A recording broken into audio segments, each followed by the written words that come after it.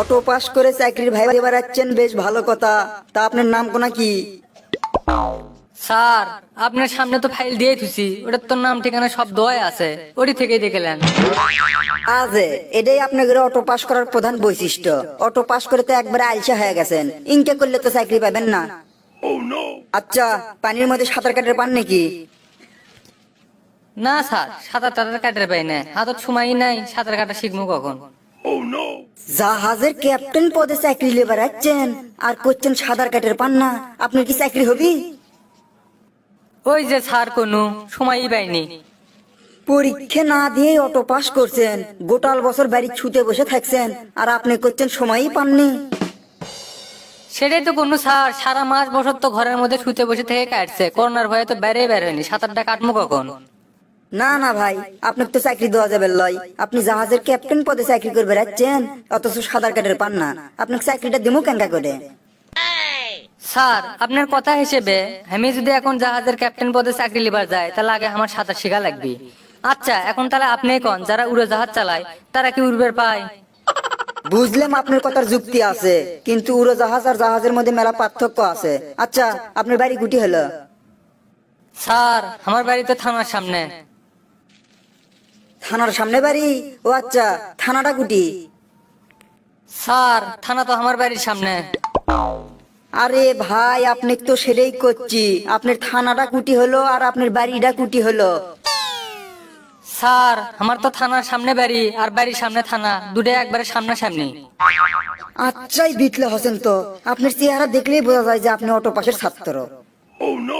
Sir, আমরা যারা auto pass করছি, কথায় কথায় এত মানুষ যে অটো পাসের খোটা দেয়, আচ্ছা আমরা কি অটো পাস করে পৃথিবী উল্টো পাল্টা করে দিছি?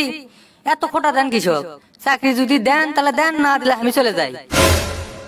একে তো অটো পাস করছে, তারই মধ্যে ভাইবা দেবার এসে আবার তাপ লিখছে। দেখি বাড়ি ঘরের খোঁজ নেই, যদি টাকা পয়সা আল্লাহ হয় চাকরি দেবো, না হয় না দেবো।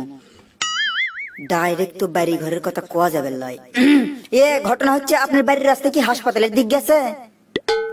কি যে কোন স্যার, আমার বাড়ির রাস্তার কি অসুখ আছে যে হাসপাতালের দিকে যাবি? আচ্ছা ভাই, বুঝলাম বুঝলাম। আচ্ছা, চাকরি যে করবে রাখছেন, আপনার বাড়ি ঘরের কি অবস্থা? স্যার, আমার বাড়ি ঘরের অবস্থা খুবই খারাপ স্যার, টেরসির বেড়া, চাকরিটা আমার খুব প্রয়োজন স্যার, চাকরিটা আমাকে দেন। ধুরু ছাই, বাড়ি ঘরের অবস্থা খারাপ এলে উল্টো পাল্টা ক্যান্ডিডেট ভ্যান কুড়ি থেকে আসে, উল্টো পাল্টা প্রশ্ন করে বিদায় করে দেই। আচ্ছা আচ্ছা ভাই, বুঝছি আপনার বাড়ি ঘরের অবস্থা খারাপ, দেশ ও দশের কল্যাণের জন্যই তো আমরা এটি বুঝছি, কিন্তু চাকরি পাবার গেলে যে আপনার কয়েকটা প্রশ্নের উত্তর দেওয়া লাগবে ভাই। আচ্ছা আচ্ছা স্যার, ঠিক আছে, একবারে মন প্রাণ দিয়ে চেষ্টা করবো আপনার সবগুলো প্রশ্নের উত্তর সঠিকভাবে দেওয়ার জন্য। তাহলে আপনি এখন কোন, মানুষের রক্তের গ্রুপ বিভিন্ন রকম হয় কিসের জন্য? বিভিন্ন রকম রক্তের গ্রুপ, বিভিন্ন রকম রক্তের গ্রুপ স্যার, বিভিন্ন রকম রক্তের গ্রুপ হয় কারণ মশাযান ভিন্ন ভিন্ন ধরনের স্বাদ পায় সেজন্য। Auto pass auto pass auto pass, আপনি করে ভবিষ্যৎটাই অন্ধ করে ফেল দিল। আচ্ছা, পরের প্রশ্ন করি। মনে করেন 6টা বকরি একসাথে দৌড়চ্ছে, এর মধ্যে 3টে বকরি থেমে গেছে, আপনি এখন তাহলে কোন দৌড়ানোর উপরে আছে কয়টা বকরি? স্যার, আপনি যে কোশ্চেনটা আমাকে করছেন এটা খুবই একটা সহজ কোশ্চেন, আমার যে ছোট ভাইকে করলেননি তা আমি ফরফর করে কয়ে দিলেনি।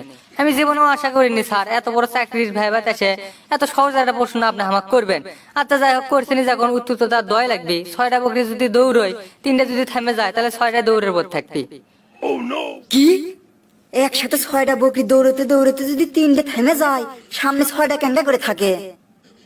স্যার, কথাটা যে হিসেবে কইছি আমি, বকরিরা যখন দৌড়য় সবাই একসাথে দৌড়য়, আপনার মতন পাগল ছাগল নয় যে 3টে দৌড়বি 3টে থেমে যাবি। কি? আপনি আমাকে পাগল ছাগল করলেন? আপনার সাহস দেখে তো আমি অবাক। আপনার চাকরি নাই কোনো, আপনি বাড়ান তো বাড়ান।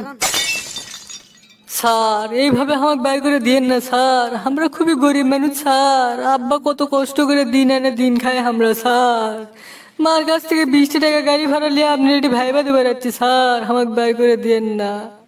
একে তো অটো পাস করছেন, তার মধ্যে বাড়ি ঘরের অবস্থা খুব খারাপ, টাকা নাই চাকরি নাই। পরবর্তী ক্যান্ডিডেট ভেতরে আসেন। ইয়ে বাবা রে, ব্যান বেজে গেছে। এই ভাই কুমা যত টাকা নিয়ে যাচ্ছে, চাকরি এই ভাইয়ের কি দেওয়া লাগবে? ভাই আচ্ছেন আচ্ছেন, বসেন বসেন। ঘটনা হচ্ছে স্যার, টাকা 10 লাখ তো আপনার কম্পাউন্ডারকে দিয়েছে যাচ্ছি, টাকা পয়সা যদি লাগে কোনো সমস্যা নাই, আমার বাপের তো আবার টাকার ঘাই নাই, মেলা টাকা, সমস্যা নাই, চাকরিটা আমার লাগবে। টাকা পয়সা দিয়েছেন সমস্যা নাই, আমার বাড়ি 2 তলা করেছি তো, ছাদত যায় যদি ঢালাই করতে আটকে যায় আপনাকে জানাবো হনি। হ স্যার, খালি 2 তলার ছাদ কে, 3 তলার ছাদ তো যায় যদি আটকে যান তাহলে আমাকে জানায়েন, আমার বাপের তো আবার টাকা পয়সার অভাব নাই। তা চাকরির ভাইবা দিবে এলেন, 2-1টা প্রশ্ন করবেন না? ভাইবা দিবেন আবার? আচ্ছা আচ্ছা, তাহলে দেশের 3 জন মহান ব্যক্তির নাম কোন? স্যার, বাংলাদেশের 3 জন বিখ্যাত ব্যক্তির নাম হলো, প্রথম জন হলো শেরে বাংলাইকে ফজলুল হক, দ্বিতীয় জন হলো মৌলানা আব্দুল হামিদ খান ভাসানী, আর স্যার 3য় নাম্বার জন হলেন স্যার আপনি। আপনার নামটা জানি কি স্যার? অভিনন্দন ভাই, অভিনন্দন, আপনার চাকরি কনফার্ম। আর আপনি আমার নাম জিজ্ঞেস করলেন না? আমার নাম গেদু সাহেব। এই হলো আমাদের সমাজ ব্যবস্থা। যদি আপনার টাকা না থাকে, যতই মেধা থাকুক আপনার কাজ হবে না। আর যদি আপনার টাকা থাকে তাহলে ভাইবা দেওয়ারও কোনো প্রয়োজন হয় না।